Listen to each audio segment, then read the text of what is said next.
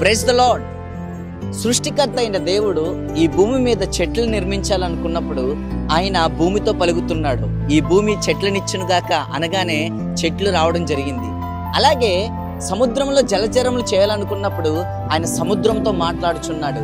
ఈ సముద్రము జలచరములు ఇచ్చునుగాక అని ఎప్పుడైతే చెప్పాడో సముద్రంలో ఉన్న జలచరములు, చేపలు అవన్నీ రావడం జరిగింది.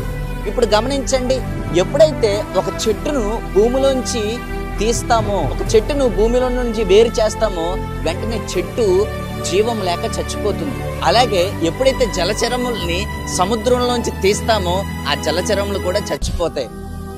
మరి ఆయన చెట్లను చేయాలనుకున్నప్పుడు భూమితో మాట్లాడాడు, సముద్రంలో జలచరం చేయాలనుకున్నాడు, సముద్రంతో మాట్లాడాడు. కానీ ఒక మానవుని చేయాలనుకున్నప్పుడు తనలో తానే మాట్లాడుకున్నాడు. Genesis chapter 1 verse 26, let us create man in our own image and in our likeness.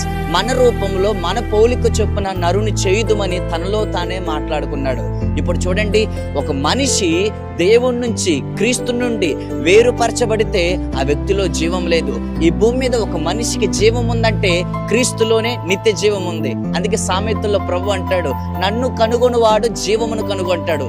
ఎవరైతే ప్రభుని కలిగి ఉంటారో, యేసు క్రీస్తుని సొంత రక్షకుని కలిగి ఈ భూమి జీవిస్తారో వారు జీవం కలిగిన వ్యక్తులు, వారు నిత్య జీవానికి వారసులు అవుతారు. May God bless you through these words. Thank you.